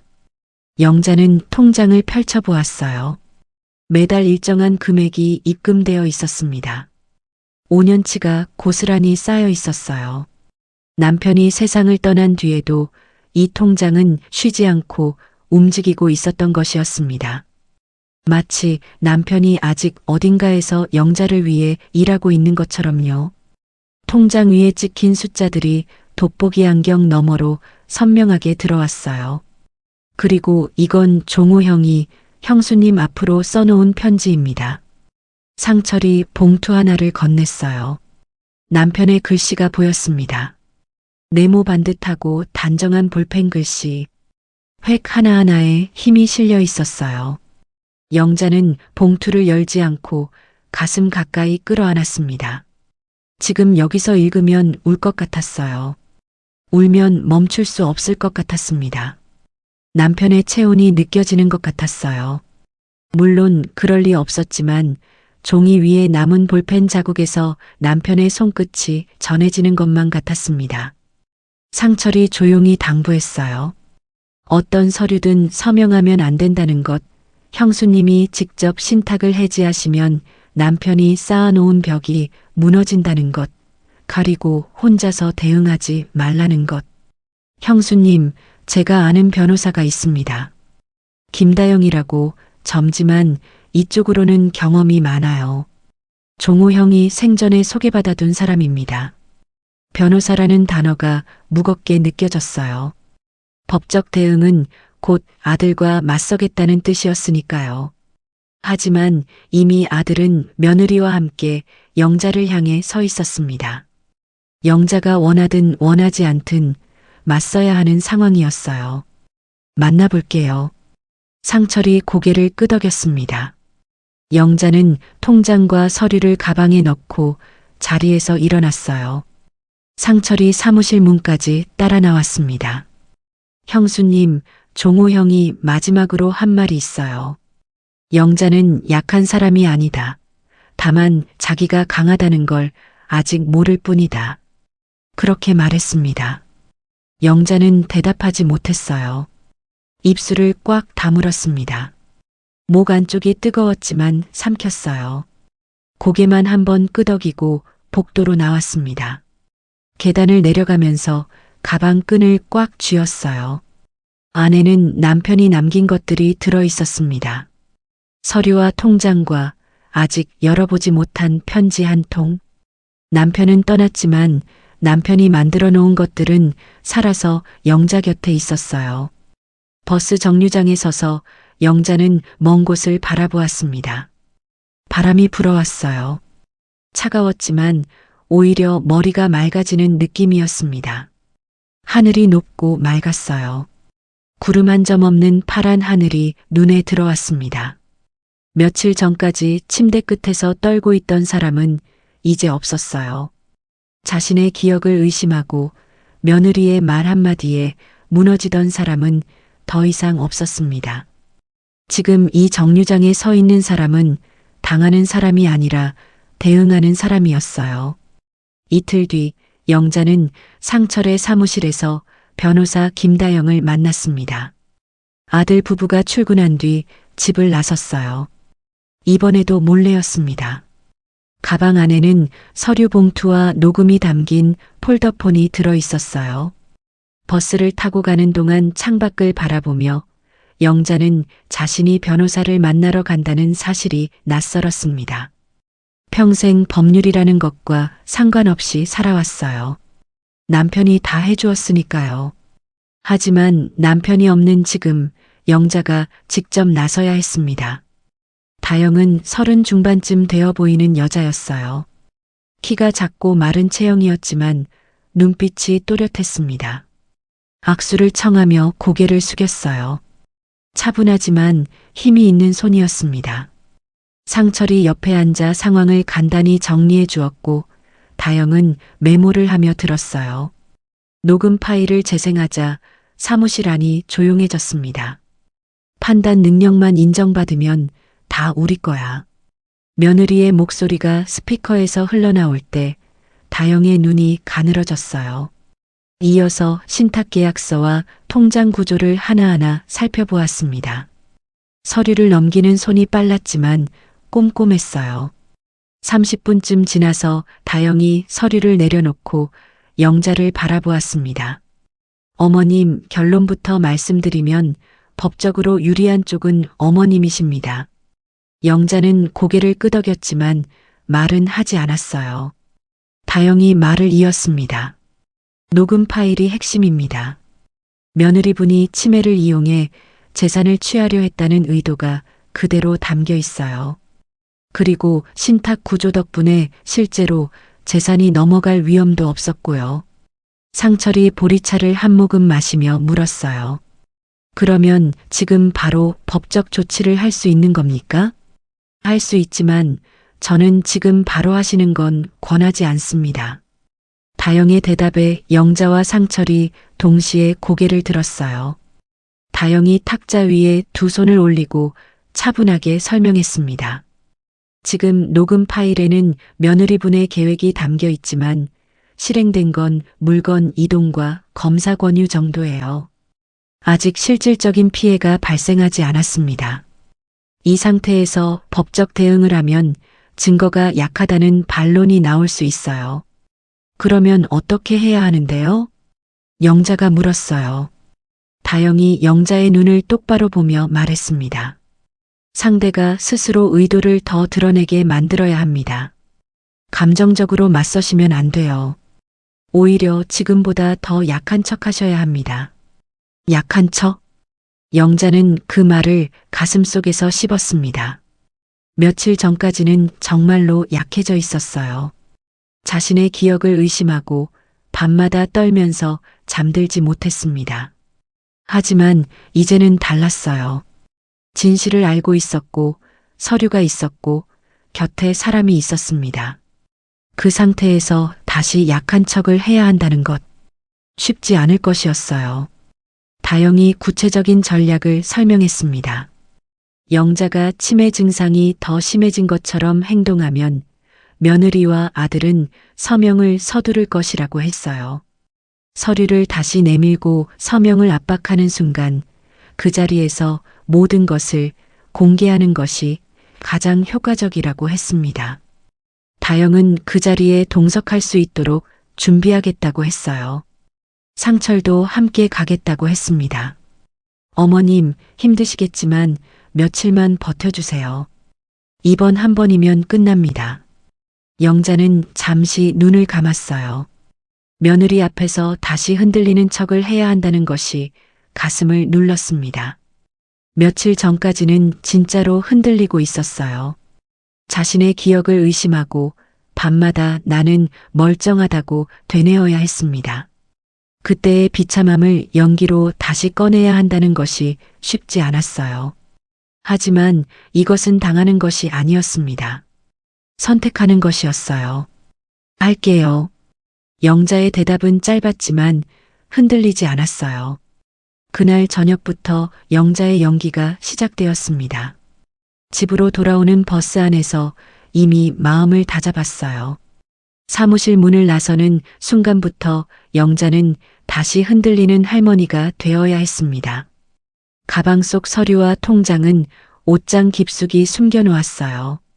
아무것도 달라진 것이 없는 것처럼, 아무것도 알지 못하는 것처럼. 저녁 식사 중에 영자는 일부러 반찬 이름을 헷갈렸어요. 시금치나물을 가리키며 이게 뭐였지 하고 혼잣말을 했습니다. 평소에 영자라면 절대 하지 않을 행동이었어요.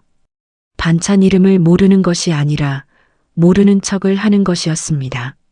숟가락을 쥔 손에 힘을 빼고 눈의 초점을 살짝 흐렸어요. 며느리가 고개를 들어 영자를 바라보았습니다. 눈빛이 반짝였어요. 관심이 아니라 기대의 빛이었습니다. 어머니, 시금치예요. 어머니가 좋아하시는 거잖아요. 아, 그래. 시금치. 맞다, 맞다. 영자는 고개를 끄덕이며 숟가락을 들었어요. 입안이 씁쓸했습니다. 연기를 하고 있다는 사실이 비참했어요.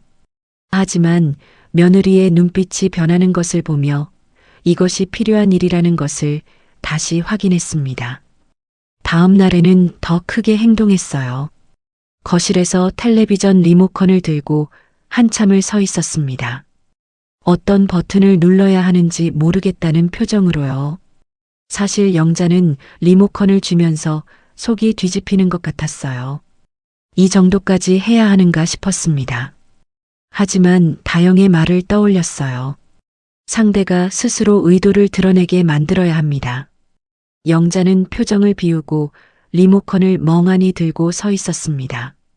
며느리가 퇴근하고 돌아와 그 모습을 보았어요. 영자는 시선을 흐리멍덩하게 만들고 리모컨을 뒤집어 들었습니다. 어머니, 그건 거꾸로예요. 이쪽이 위예요. 며느리가 다가와 리모컨을 바로 잡아주었어요. 손길이 부드러웠지만 입꼬리가 미세하게 올라가 있었습니다. 감추려 했지만 감추어지지 않는 만족감이었어요.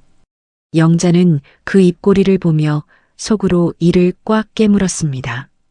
연기를 하고 있다는 사실이 비참했지만 며느리의 반응이 정확히 다영이 예측한 대로였어요.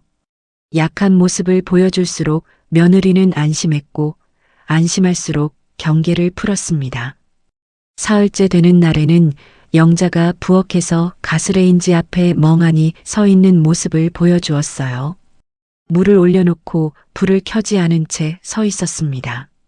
며느리가 퇴근하고 들어와 그 모습을 보았어요.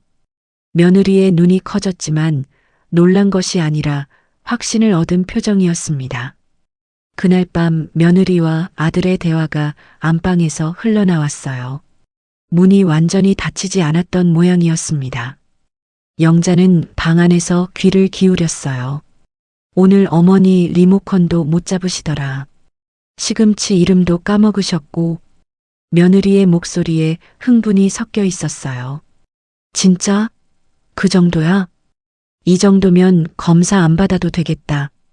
주변에서 봐도 인지 기능이 떨어진 거 다 보이잖아. 그러면 서류 다시 꺼내볼까? 이번 주말에 하자. 이번엔 끝까지 밀어야 해.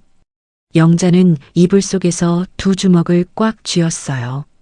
심장이 세차게 뛰고 있었지만 떨림은 없었습니다. 며느리와 아들은 자신들의 계획이 순조롭게 진행되고 있다고 믿고 있었어요.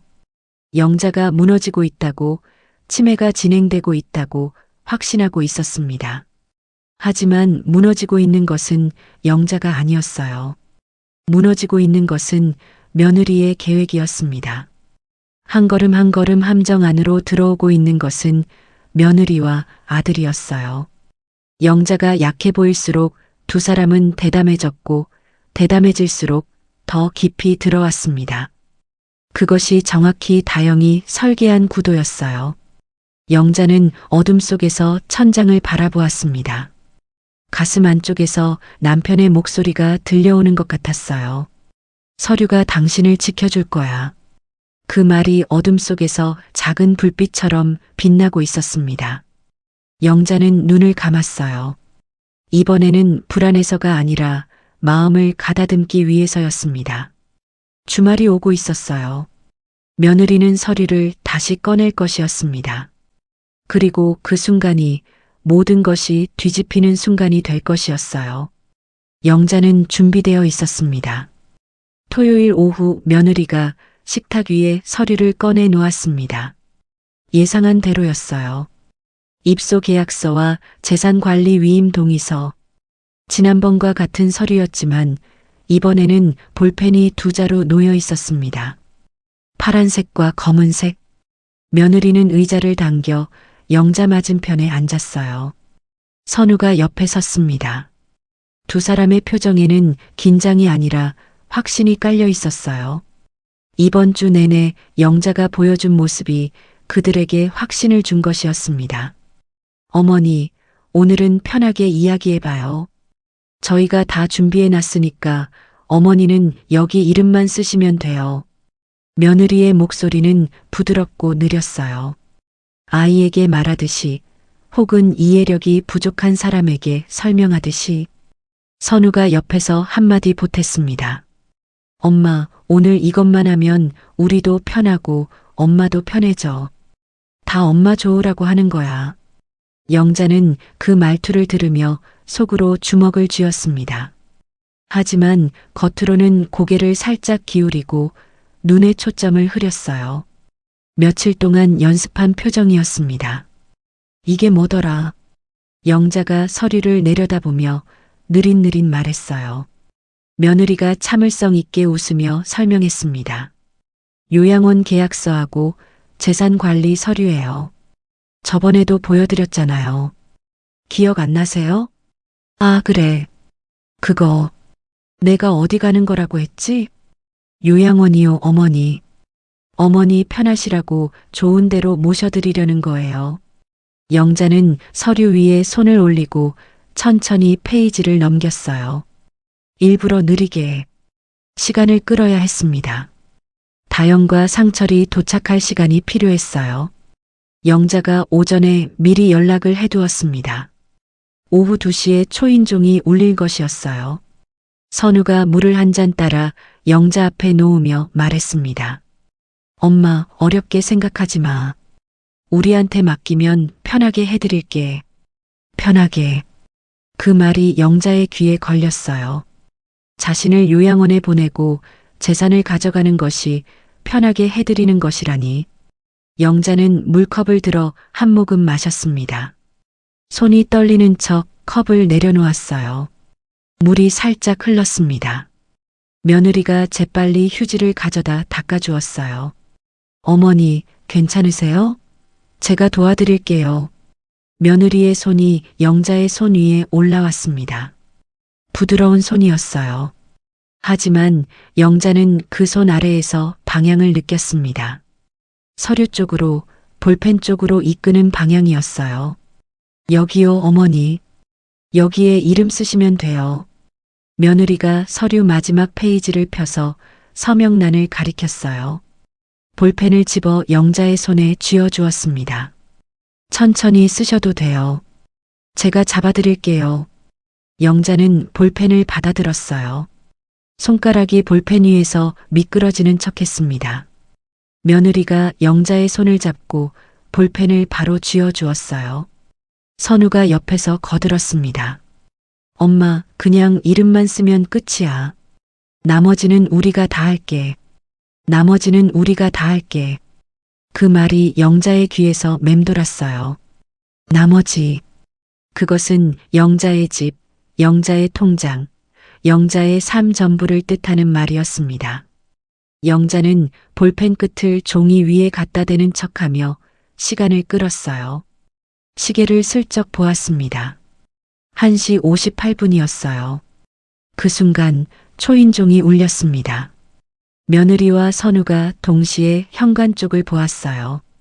누구도 기다리고 있지 않았으니까요. 선우가 현관으로 가서 문을 열었습니다. 문 앞에 2사람이 서 있었어요. 상철과 다영이었습니다. 누구세요? 선우의 목소리에 경계가 섞여 있었어요. 상철이 한 발짝 앞으로 나서며 입을 열었습니다. 나 박상철이야. 내 아버지 친구. 기억 안 나? 선우의 얼굴이 굳었어요. 아버지 친구라는 말에 기억이 떠오른 듯 했지만 왜 여기 왔는지는 이해하지 못하는 표정이었습니다. 뒤에 서 있던 다영이 명함을 내밀었어요. 변호사 김다영입니다. 어머님의 법률 대리인으로 왔습니다. 변호사라는 단어에 며느리의 얼굴이 딱딱하게 굳었어요. 상철과 다영이 안으로 들어왔습니다. 며느리가 자리에서 일어나며 영자를 바라보았어요. 그리고 멈추었습니다. 영자의 표정이 바뀌어 있었어요. 흐리멍덩했던 눈이 또렷해져 있었습니다. 초점이 정확히 며느리를 향하고 있었어요. 방금까지 리모컨도 못 잡던 사람의 눈이 아니었습니다. 어머니? 며느리의 목소리가 떨렸습니다. 무언가 잘못되었다는 것을 본능적으로 느낀 것이었어요. 영자가 식탁 위에 놓인 볼펜을 내려놓았습니다.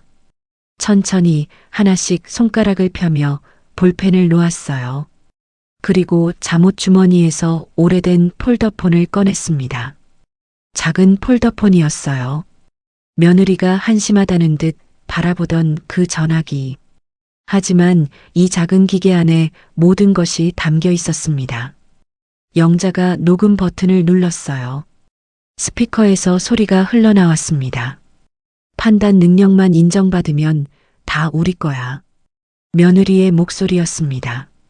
식탁 위로 그 문장이 퍼져나갔어요. 며느리의 얼굴이 하얗게 변했습니다.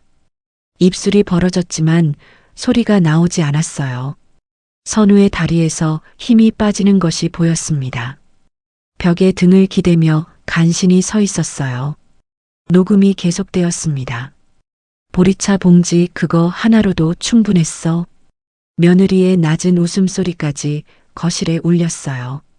상가 월세만 해도 매달 얼마가 들어오는데 선우의 목소리도 흘러나왔습니다. 알아, 나도 안다고. 그 짧은 동의가 거실 안을 채웠어요. 영자는 녹음을 멈추고 전화기를 식탁 위에 올려놓았습니다. 거실이 무거운 침묵에 잠겼어요. 이미 어제 날짜로 정리 끝났다. 영자의 목소리가 거실을 가로질렀어요. 낮지만 또렷한 목소리였습니다. 떨림이 없었어요. 며칠 전까지 침대 끝에서 떨고 있던 사람의 목소리가 아니었습니다. 다영이 가방에서 서류를 꺼내 식탁 위에 펼쳤습니다. 신탁 설정 계약서, 공증 서류, 그리고 별도 계좌 통장 사본이었어요. 다영이 차분하게 설명을 시작했습니다.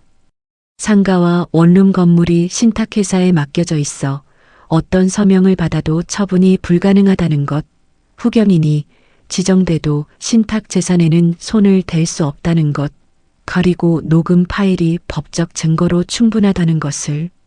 며느리의 얼굴에서 핏기가 사라져갔어요. 한마디 한마디가 들릴 때마다 눈이 커졌고 입술이 파르르 떨렸습니다. 선우는 벽에 기댄 채 고개를 숙이고 있었어요. 다영의 설명이 끝난 뒤에도 아무도 입을 열지 못했습니다. 영자가 며느리를 바라보며 말했어요. 내가 보던 통장은 관리비 통장이다. 월세는 처음부터 거기로 안 들어갔어. 종호 씨가 다 따로 만들어 놨거든. 며느리가 고개를 들었어요. 눈이 크게 떠져 있었습니다. 그게 무슨 말이에요? 내가 가져가려 했던 건 빈 껍데기야. 며느리의 무릎이 꺾였어요. 의자에 주저앉았습니다. 두 손으로 얼굴을 감쌌어요. 어깨가 떨리고 있었지만 소리는 나지 않았습니다. 선우는 벽에 기댄 채 바닥을 내려다보고 있었어요. 아무 말도 하지 못했습니다. 입술이 파르르 떨리고 있었지만 변명도 사과도 나오지 않았어요. 얼굴이 벌겋게 달아올라 있었습니다. 수치심인지 분노인지 알 수 없는 빛이었어요. 거실이 조용해졌습니다. 텔레비전도 꺼져 있었고 바깥에서 바람소리만 희미하게 들려왔어요. 식탁 위에는 며느리가 준비한 서류와 영자가 꺼낸 서류가 나란히 놓여 있었습니다. 한쪽은 영자를 가두려 했던 서류였고 다른 한쪽은 영자를 지켜준 서류였어요. 같은 종이었지만 그 무게는 전혀 달랐습니다. 영자는 자리에서 천천히 일어났어요. 무릎이 쑤셨지만 등을 곧게 폈습니다. 식탁 위에 놓인 며느리의 서류를 집어들어 반으로 접었어요. 그리고 며느리 앞에 내려놓으며 말했습니다. 나는 치매가 아니야. 처음부터 아니었어. 그 한마디가 거실의 공기를 바꾸었어요. 더 이상 말이 필요 없었습니다. 접힌 서류가 나머지를 말하고 있었으니까요. 상철과 다영이 돌아간 뒤 거실에는 세 사람만 남았습니다. 며느리는 식탁에 앉은 채 고개를 숙이고 있었어요. 두 손이 무릎 위에서 부들부들 떨리고 있었습니다. 선우는 소파 끝에 걸터 앉아 바닥만 바라보고 있었어요. 입을 열었다 닫기를 몇 번이나 반복했습니다. 영자는 부엌에 서서 보리차를 끓이고 있었어요. 주전자에 물을 올리고 불을 켰습니다. 보리차 봉지를 찬장 오른편 칸에서 꺼냈어요. 늘 그 자리에 있었습니다. 이제는 아무도 그 위치를 바꾸지 않을 것이었어요. 주전자에서 물이 끓기 시작했을 때 선우가 자리에서 일어나 부엌으로 왔습니다. 영자 앞에 서더니 무릎을 꿇었어요.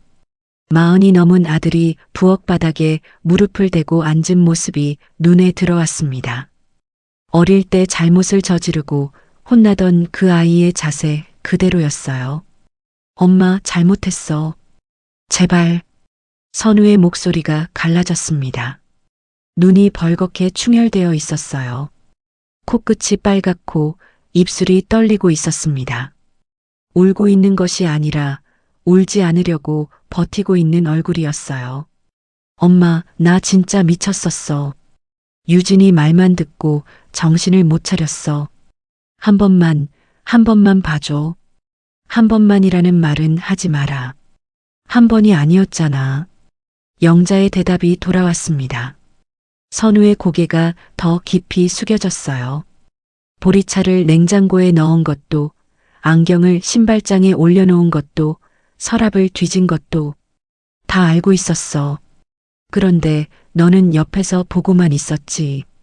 선우의 어깨가 떨렸습니다. 대답하지 못했어요. 영자는 주전자에 불을 줄이며 아들을 내려다보았습니다. 가슴이 아팠어요. 분노가 아니었습니다. 분노는 어제 다 쏟아냈어요. 지금 남은 것은 그보다 더 깊은 곳에 있는 것이었습니다. 자신이 낳고 키운 아들이 자신을 배신했다는 사실. 그 사실은 분노보다 무거웠어요. 하지만 영자는 감정적으로 반응하지 않았습니다. 울지도 소리치지도 용서하지도 않았어요. 일어나라. 영자의 목소리는 낮고 차분했습니다. 선우가 고개를 들어 어머니를 올려다보았어요. 일어나서 앉아. 선우가 비틀거리며 일어났습니다. 영자는 보리차를 3잔 따라 식탁에 놓았어요. 며느리 앞에도 한 잔 놓았습니다. 며느리는 고개를 들지 못했어요. 영자가 먼저 의자에 앉았습니다. 한 가지만 말할게. 영자가 입을 열었어요. 식탁 위에 올린 두 손은 단단하게 모아져 있었습니다. 떨림이 없었어요. 앞으로는 내 서명 없이 아무것도 안 된다. 통장도 건물도 병원도 내가 직접 결정하고 내가 직접 서명한다. 알겠지? 선우가 고개를 끄덕였어요. 며느리도 미세하게 고개를 숙였습니다. 그리고 요양원은 안 간다. 이 집에서 나가는 것도 없다. 내 집이니까. 내가 이 집 주인이야. 영자의 목소리에 힘이 들어갔어요. 이 집. 남편과 함께 살았던 집. 남편이 떠난 뒤에도 영자가 혼자서 관리비 내고 수도 고치고 보일러 점검하며 지켜온 집이었습니다. 누구도 이 집에서 영자를 내보낼 수 없었어요. 선우가 다시 입을 열었습니다. 엄마, 다시는 안 그럴게. 약속할게. 뭐든 할게. 뭐든 하겠다고? 그러면 하나만 해. 앞으로 내 아내가 무슨 말을 하든 그게 맞는 말인지 내 머리로 생각해. 남의 말만 듣고 움직이지 말고. 영자는 아들의 얼굴을 바라보았습니다. 진심이었어요. 지금 이 순간만큼은 선우가 진심으로 뉘우치고 있다는 것을 알 수 있었습니다. 하지만 영자는 그 진심을 믿지 않기로 했어요. 남편이 말했었습니다. 사람보다 서류가 정확하다고. 서류는 감정이 없다고. 사람의 진심은 시간이 지나면 흐려지지만 서류는 흐려지지 않았어요. 약속은 필요 없어. 서류가 있으니까. 그 한마디에 선우의 어깨가 무너졌습니다. 고개를 숙이고 소리 없이 눈물을 흘렸어요. 40이 넘은 남자의 어깨가 아이처럼 떨리고 있었습니다. 아들의 울음을 보며 영자의 가슴 안쪽이 쥐어짜이듯 아팠어요. 이것이 자신이 원한 결말은 아니었습니다. 아들의 무릎 꿇는 모습을 보고 싶었던 적은 한 번도 없었어요. 하지만 영자는 시선을 거두지 않았습니다. 지금 눈을 돌리면 또다시 흔들릴 수 있었으니까요. 며느리가 조용히 자리에서 일어났습니다. 안방으로 들어가려다 문 앞에서 멈추었어요. 돌아서지는 않았지만 등이 잔뜩 굳어 있었습니다. 영자가 며느리의 등을 보며 말했어요. 유진아. 며느리의 어깨가 움찔했습니다. 시어머니가 이름을 부르는 것이 낯선 모양이었어요. 천천히 돌아섰습니다. 눈이 붉었지만 눈물은 흐르지 않고 있었어요. 이 며느리는 끝까지 우는 모습을 보여주지 않으려는 사람이었습니다. 내가 전에 나한테 그랬지. 어머니 혼자서는 위험하다고, 관리해드리겠다고, 편하시라고. 며느리의 입술이 미세하게 움직였어요. 하지만 말은 나오지 않았습니다. 영자가 보리차 잔을 들어 한 모금 마시고 말을 이었어요. 잔을 내려놓는 소리가 조용한 거실에 또렷하게 울렸습니다. 그래. 관리만 할게. 내 인생은 내가. 며느리의 입술이 떨렸어요. 하지만 아무 말도 하지 못하고 안방 문을 닫았습니다. 선우도 자리에서 일어나 안방으로 들어갔어요. 문이 닫히고 거실이 조용해졌습니다. 영자는 혼자 식탁에 앉아 있었어요. 3잔의 보리차 중 2잔은 손도 대지 않은 채 식어가고 있었습니다. 영자는 2잔을 들어 싱크대에 버리고 잔을 씻었어요. 그리고 자신의 잔을 들어 천천히 마셨습니다. 보리차가 따뜻했어요. 목을 타고 내려가는 온기가 가슴까지 번졌습니다. 조용한 거실이었어요. 며칠 전까지 이 거실에서 영자는 시험당하고 있었습니다. 물건이 사라지고 기억을 의심받고 서류에 서명하라는 압박을 받았어요. 하지만 지금 같은 거실에 같은 식탁 앞에 앉아 있는 영자는 전혀 다른 사람이었습니다. 영자는 자리에서 일어나 남편의 편지가 들어있는 봉투를 가져왔습니다. 아직 열어보지 못했던 그 봉투. 영자는 봉투를 조심스럽게 뜯고 안에 접혀있던 편지를 펼쳤어요. 당신, 이 편지를 읽고 있다면 내가 만들어 놓은 게 쓸모가 있었다는 뜻이겠지. 잘 싸웠어. 당신은 원래 강한 사람이야. 내가 없어도 괜찮을 거야. 밥 잘 먹고 무릎 아프면 병원 가고. 보리차는 찬장 오른쪽이야. 냉장고 넣지 마. 그리고 내 넥타이는 버려도 돼. 어차피 못생긴 거야. 영자는 편지를 읽다가 마지막 2줄에서 웃음이 터졌어요. 짧고 낮은 웃음이었지만 며칠 만에 처음으로 나온 웃음이었습니다. 넥타이를 못생겼다고 쓰는 남편이라니. 살아있을 때는 그 넥타이를 그렇게 아꼈으면서. 눈물이 동시에 흘러내렸어요. 웃으면서 우는 것이 이상했지만 멈출 수 없었습니다. 이 사람이 진짜. 영자는 편지를 가슴에 대고 한참을 앉아 있었어요. 창밖으로 저녁 노을이 들어오고 있었습니다. 붉은 빛이 식탁 위를 물들였어요. 영자는 일어나서 창문을 열었습니다. 저녁 바람이 들어왔어요. 시원했습니다. 아파트 단지 아래로 퇴근하는 사람들의 발걸음이 보였어요. 누군가는 아이 손을 잡고 걸었고 누군가는 장바구니를 들고 걸었습니다. 평범한 저녁이었어요. 영자의 저녁도 이제 다시 평범해질 것이었습니다. 특별할 것도 두려울 것도 없는 보통의 저녁으로 냉장고를 열어 반찬을 꺼냈습니다. 밥을 한 그릇 푸고 된장찌개를 데워 식탁에 올렸어요.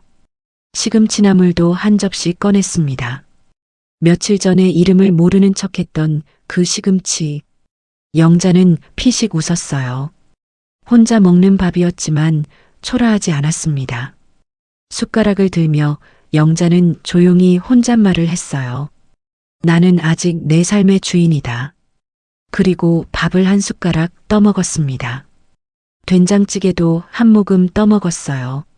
맛있었습니다. 3달이 지난 어느 아침, 영자는 찬장 오른편 칸에서 보리차 봉지를 꺼냈습니다. 늘 그 자리에 있었어요. 이제는 아무도 그것을 옮기지 않았습니다. 혼자 끓인 보리차를 한 모금 마시며 영자는 남편의 편지를 다시 펼쳤어요. 10번째 읽는 편지였지만 마지막 줄에서 또 웃음이 났습니다. 보리차는 찬장 오른쪽이야. 냉장고 넣지 마.